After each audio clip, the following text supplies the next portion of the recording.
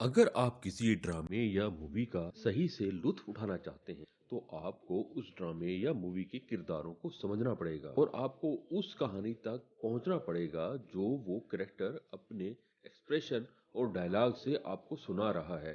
तो आइए आज हम जाने जहां की स्टोरी को समझते हैं और उसके लिए किरदारों को डिकोड करते हैं। तो सबसे पहले बात करते हैं छोटी बेगम की, जो इस पूरी कहानी का इंजन है।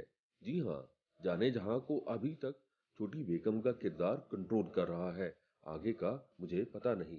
छोटी बेगम एक मक्कार और बुग़्ज़ से भरी औरत है जो बड़ी बेगम यानी शहराम की माँ से और फिर उसकी वजह से शहराम से नफरत करती है।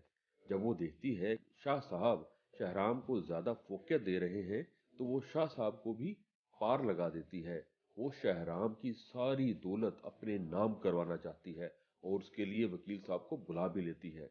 वो जाहिरन शहराम के सामने मोहब्बत का दिखावा करती है और अपने बच्चों को भी शहराम के लिए डांट देती है, मगर दरअसल वो इसके खाने में कुछ ऐसी दवाएं मिलाकर उसको दे रही है जिससे शहराम दिमागी तौर पर टूट रहा है और अपनी जिंदगी में कुछ भी नहीं कर पा रहा।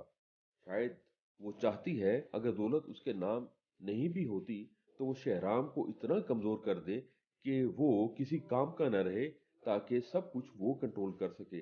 अब आइए मैं शहराम की तरफ चलता हूँ। शहराम एक नेक फितरत जेंटलमैन किस्म का इंसान है। आप उसको अल्फा मेल ही समझ ले। वो अपने बाप से बहुत मोहब्बत करता था और शाह साहब की डेथ के बाद अभी तक वो एक ड्रामा में है। वो खुद को इस काबिल नहीं समझता कि शाह साहब के कारोबार को संभाले, और मजीद ये कि छोटी बेगम की अद्वियात के असर की वजह से उसका रहा सहा एतमाद, उसमें काम करने की लगन दम तोड़ चुकी है। वो इतना बददिल हो चुका है कि अपना सब कुछ छोटी बेगम के नाम कर देना चाहता है, क्योंकि वो उस पर हद से ज्यादा एतमाद करता है। यानी शहराम एक डूबती हुई कश्ती है। कुछ लोग जरूर ऐसे हैं जो इस कश्ती को बचाना चाहते हैं, मगर वो उनकी नहीं सुन पा। इसीलिए पिछली एपिसोड में दिखाया गया है कि उसकी डिजीज मदर यानी फोत शुदा माँ ख्वाब में आकर उसकी जमीर को झंझोड़ रही है, ताकि वो जिंदगी में वो सब कुछ कर सके जो उसके माँ बाप का ख्वाब था। लेकिन भाई शहराम नहीं निकल पा रहा उस भंवर से जिसमें वो फंस चुका है, और उसको एक सहारे की जरूरत है जो उसको जिंदगी की तरफ लौटा सके। तो जनाब महानूर ड्रामे में इसलिए तो है जिसको अब हवेली में बच्चों को पढ़ाने का परमिट भी मिल गया है। यानी अब छोटी माँ और जैनब की मुखालफत के बावजूद महानूर हमें अगली एपिसोड्स में हवेली में दिखेगी और शहराम के साथ उसकी कुर्बतें बढ़ने लगेंगी।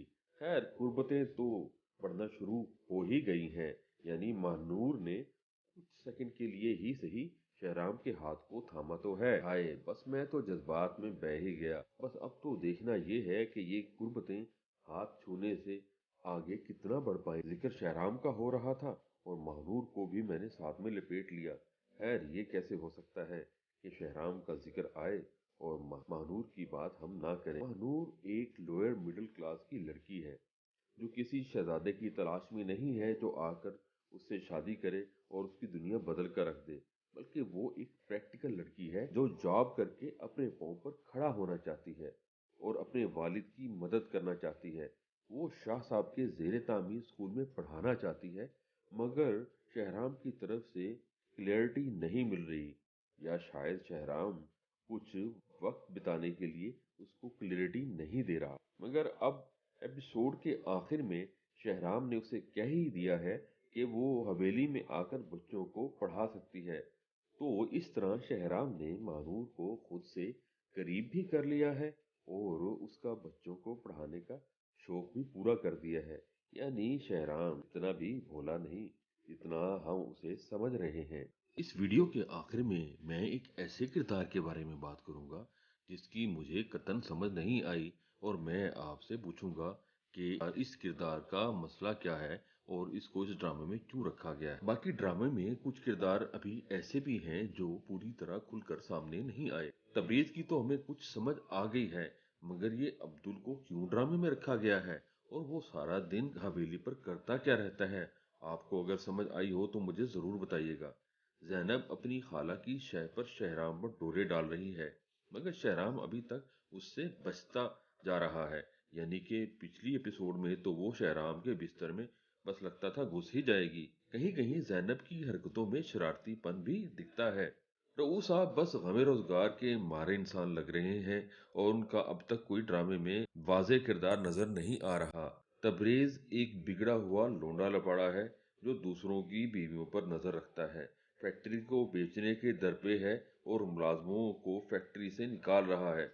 यानी कि वो सही मानों में एक सपूत नहीं बल्कि एक कपूत है, यानी वो बेटा जो बाप की इज्जत दौलत और नेक नामी के तरके को बेच खाता है। फंकी फनकार को तो सब समझ आ गई है, मगर इस बड़ी बड़ी आंखों वाली खातून की मुझे समझ नहीं आई, जो कि आमिर की बीवी का किरदार अदा कर रही है, कि दरअसल ये क्या चाहती है। मतलब हमें तबरेज का पता है कि वो इस खातून से क्या चाहता है, मगर इस खातून का फंडा हमें फिर भी समझ नहीं आ रहा कि ये तबरेज से क्या चाहती है। मैं ये बात क्यों कर रहा हूँ, तो जरा ये सीन देखते हैं जिसमें पहली बार उसका तबरेज से टकराव होता है। असल में तबरेज उसको लाइन नहीं मारता बल्कि वो उसको घूर रही होती है। और अब आप ये सीन जरा दोबारा देखें, फैक्ट्री में भी वो तबरेज को घूर घूर कर देख रही होती है, जिसकी वजह से तबरेज उसकी तरफ मुतवज्जे होता है और उसके बाद वो अपनी हरकतें शुरू कर देता है। तो मुझे लगता है शायद वो कंफ्यूज है अपने गरीब शोहर को लेकर और एक अमीर ज़ादे को अपने सामने देखकर। तो आपका क्या ख्याल है, मुझे ज़रूर बताइएगा। तो अभी तक इतना ही, और मिलते हैं अगली वीडियो के साथ कुछ अरसे के बाद। खुदा हाफिज। मैं तमाम लोगों का शुक्रिया अदा करता हूँ जिन्होंने मेरे चैनल को सब्सक्राइब किया, और मज़ीद मैं देखने वालों को यही कहूँगा कि प्लीज़ मेरे चैनल को सब्सक्राइब कीजिए ताकि मैं आपके लिए अच्छी अच्छी वीडियोस लेकर आता रहूं।